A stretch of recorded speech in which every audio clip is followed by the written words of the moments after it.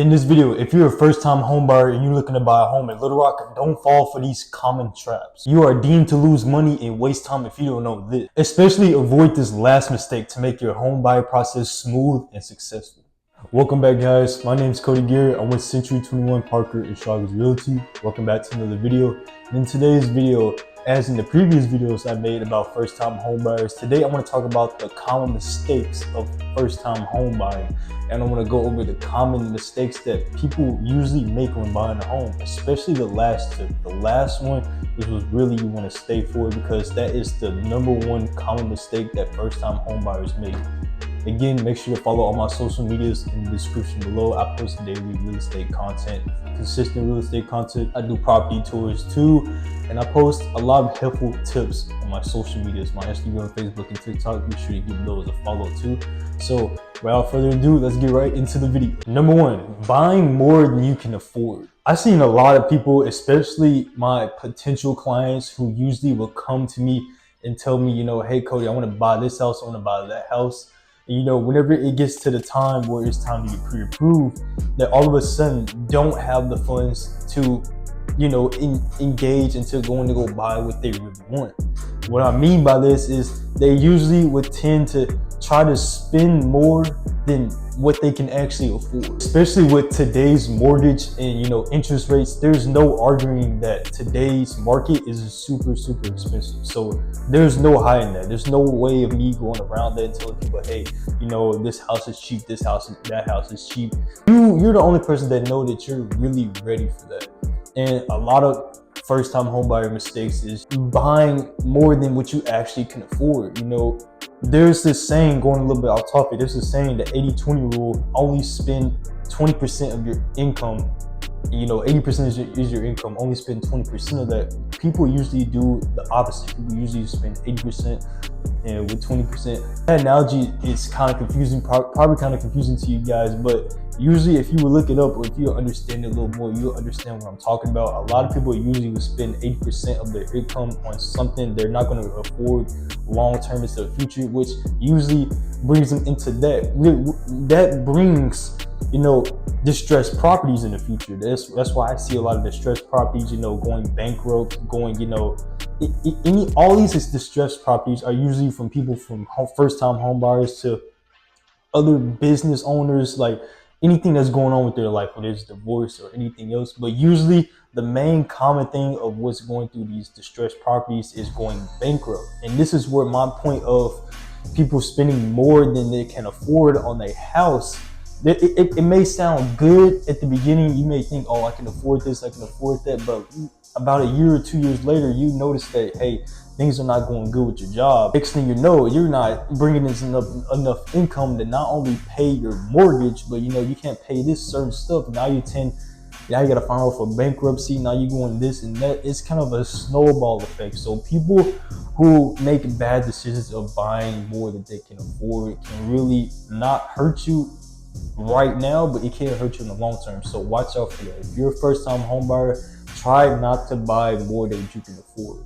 Number two, not working with a real estate agent. This is not me saying, me not working with me or, any other agent, but I know a lot of buyers who are out there looking to buy with no real estate agent and no lender either. They're just going out there with just flat cash, trying to buy any property they can, which you can do. You can do that. What that's called is called wholesaling. You're trying to find deals that are off market. Obviously, if you're trying to buy something on the market, you can't really necessarily do it by yourself unless you are a real estate agent. You can go out there by yourself. But I don't know that process of buying properties. If you're a real estate agent, I don't know if you need a real estate agent as a real estate agent to go buy a property. All I know is that if you see a property on the market and you're by yourself and you're thinking you don't need a real estate agent, it's going to be kind of hard for you to get into that process of buying a house. Now, what I'm saying is that I don't know what that process is of buying a house without a real estate agent, but I know a few people who are trying to go out there without a real estate agent. And now sometimes I think to myself, how is that even possible? Especially these houses that are on the market. how are you gonna set up a transaction, without you have to go through these contracts and all that to buy a house. So I personally don't know how would somebody go buy a house without a real estate agent. But that is a common mistake that people do. I even have it in my research. It's a common mistake for some reason. And a lot of people really, quote unquote, don't need real estate agents. And it same goes with selling, especially for sale by owners. I really don't understand how from some people who are for sale by owners who are listing their home without an agent. I don't see how is that possible, and I don't see how can you even sell a house like that. Not unless it's a fixer upper. Obviously, a fixer upper is some, it's a little more reasonable, for sale by owner. They're selling it as is. But I can't fathom the fact that how can you sell a property as is, like a regular property? How can you sell it as is without a real estate agent, without the proper marketing, without the proper, protection or the coverage that you need from a real estate agent in a contract? I personally wouldn't trust if I had to sell my home from for sale by owner. I honestly wouldn't trust it. I mean, obviously you will be bombarded. I don't know how you say that word. You will be spammed with emails and calls from real estate agents to help you list, and they will hunt you down for trying to list your house. Obviously, that's not our topic today. Our topic is not working with the real estate agent as a first-time home buyer. Some people think that you don't need an agent. Some people think that you don't need this, you don't need that. And they will be completely wrong until the time that they actually see a house that they like and they need an agent to buy a home.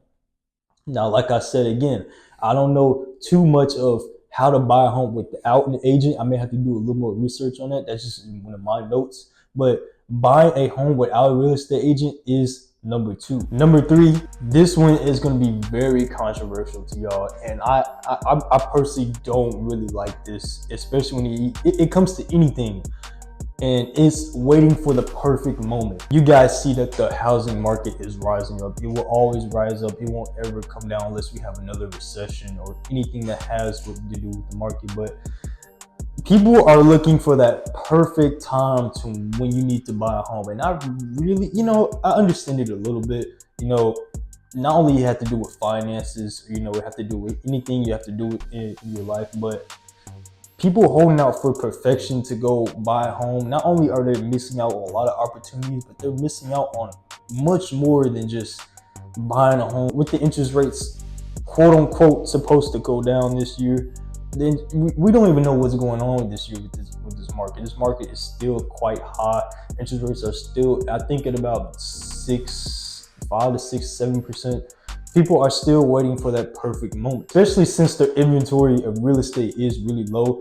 When you're trying to look for that perfect house may be out of your budget. So trying to find the right moment or trying to find, the perfect time to go buy a house is probably not the best idea for you, especially, like I said, the real estate market is tending to appreciate at this time. So really, if you're really looking for that perfection, that's probably not a good idea. That's not me trying to rush people to go and buy a home. That's me trying to save a lot of people's time, because you trying to find the perfect home for you, even though I do advertise me finding you the perfect home for you, but trying to find the perfect home in you, like the needle in the haystack home, next thing you know, it's out of your budget. Like I said, it's out of your budget because you waited too long, to the perfect time, trying to buy your first property, trying to get that dream property that you've been looking for, and next you know, it's not in your budget, it's off the market, it's sold, it's this and that. You miss opportunities left and right just because you're waiting on the perfect time. And number 4, last but not least, that you guys been waiting for, putting off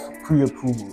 I said this many times in my videos, you do not want to put off pre-approval letters. If you want to get into the real estate market and you're looking to buy, especially for a first-time home buyer, you're looking to finance, you are getting into a market without pre-approval, without having a pre-approval letter, you are wasting your own time and your agent's time. This is not to go if you are a cash buyer. If you're a cash buyer, you're good to go.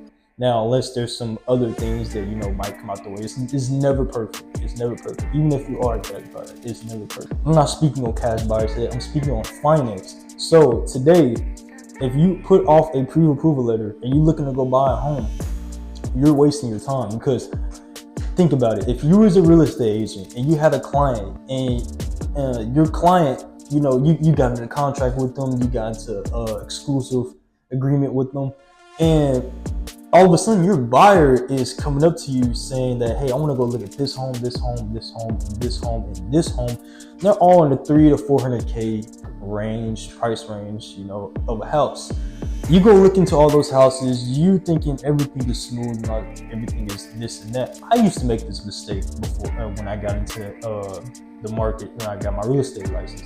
I used to show people all of these homes, all of these, properties, just for them to, when it's time to buy, next thing you know, I tell them, are you pre-approved? And you're like, no, they're not pre-approved. And when they do try to go pre-approved, they're either not qualified because you don't have good credit, or two, it's just out of their budget.